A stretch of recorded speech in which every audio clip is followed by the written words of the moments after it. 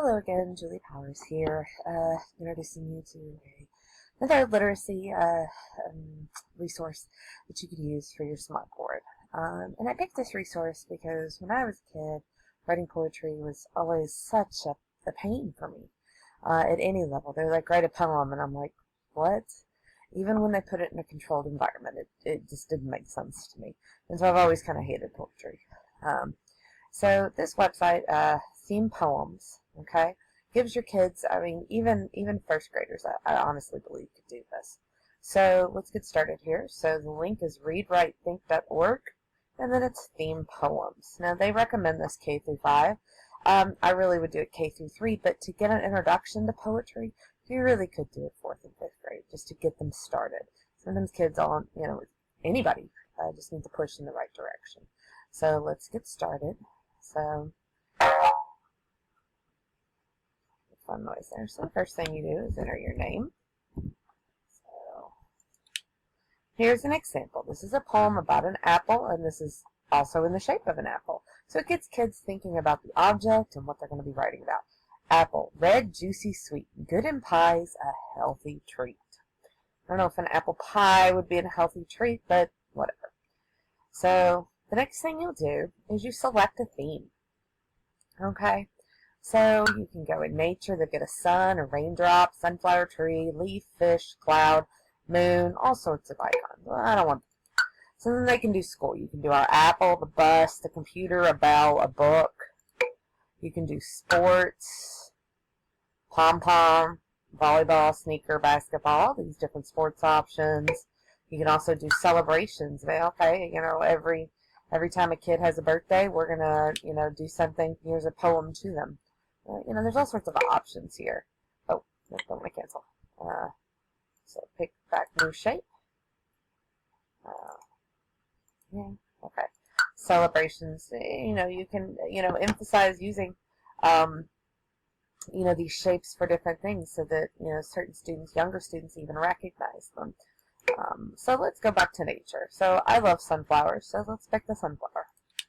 So think of words. Get that down there. What are some words or phrases that remind you of the shape? So for me, I would pick Kansas because it is the state flower, and so, there's all sorts of sunflowers all over Kansas. Allergic. I'm allergic to sunflower seeds, but I like them.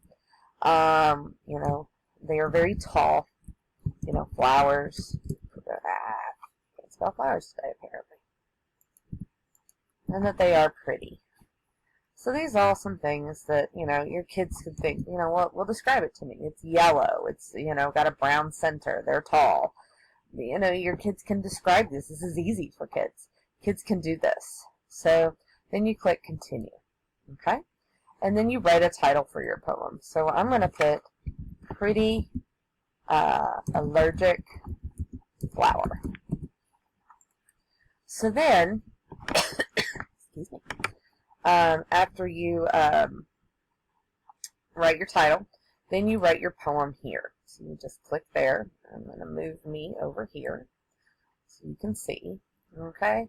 So I would say pretty tall sunflower. I love you.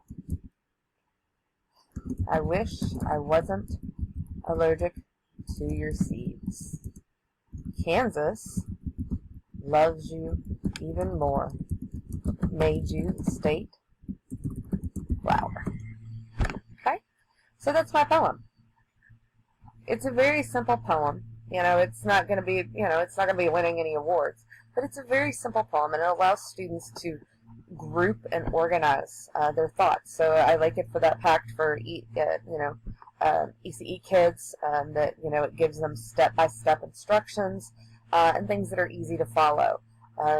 So often we label something like when you have kids, oh, we're going to write poetry, they immediately put a wall up, and they're like, I'm not doing this. Poetry is froofy stuff. I don't like that. Well, this really isn't froofy. You can write one about basketball, and it definitely would not be froofy.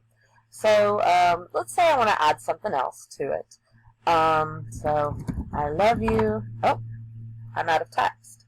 So it also, makes the assignment so that kids aren't writing sentences and sentences and sentences, and they're writing the same sentence over and over and over again. So it gives you that error message, oops, your text did not fit in all the space. So it kind of gives you that error message that, hey, you got too much here, this is really simple. So then this is our little poem. So I click finish. And congratulations. It even congratulates the student, you created an amazing themed poem. So for on a smartboard, I would really think this is group work. You could do it in, your reading groups, writing groups. You could also do it as a class. It's kind of a warm-up activity, so that would be kind of cool. So it prints it out here. You got your advertisements down here, and that's fine too. So it's got it here. You can even have the students color it. So you can either print it, save it. So if I save it, let's see what saving it as a draft does. So Bob,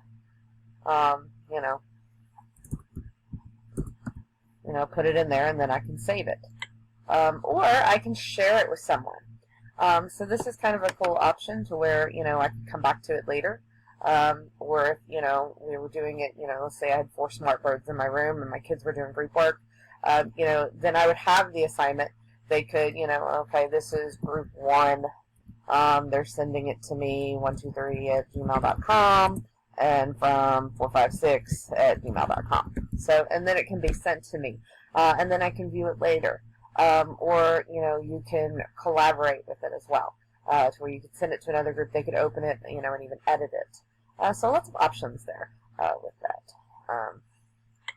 So cool little neat program. I always like anything that encourages students to write, because I think writing is important, and I don't think we do enough of it in our classroom.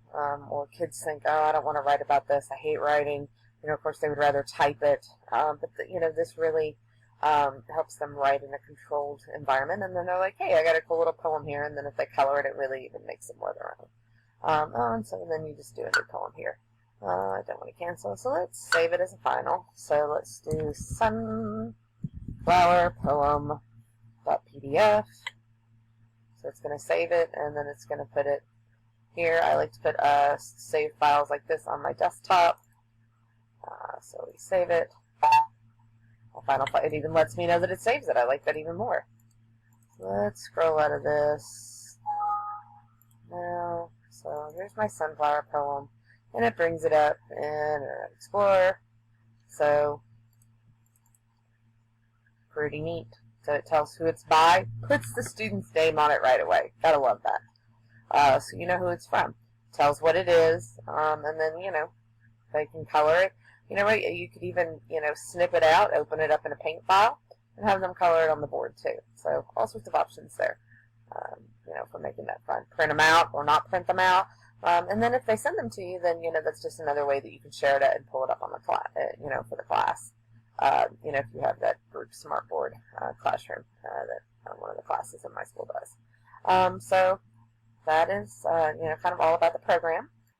So as for your higher level of thinking, so are they remembering? Can they recall the information? Yeah, they can. They understand what a theme poem is. They can explain the idea and the concept behind it. We take words and then we write it into poetry. I think they can and use their knowledge and apply it to, writing new poetry.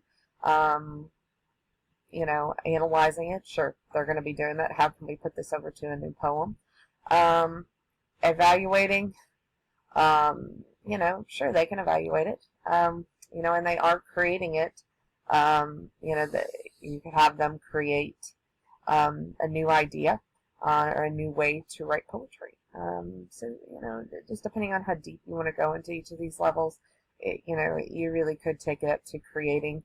But, I really think it's, kind of more of applying and analyzing, if you want my honest opinion. The thing about Bloom's higher order of thinking is that it's very subject to interpretation, and then how much further you take the lesson. How far are you going into the lesson? Are you just doing the basics of creating a poem, or is it actually going a little bit deeper? So, I don't know. That's kind of all I have for, poem themes. And again, that's all I have for poem themes. I hope you liked it, or theme poems, excuse me. And again, the website is readwritethink.org. So if you go in there and then just type in theme poems, you should be able to find it and a whole lot of other resources. So I hope this helps you find a new way on the smart boards for your kids to, write poetry. And you have a good day. Again, this is Julie Powers, Cooking Poets.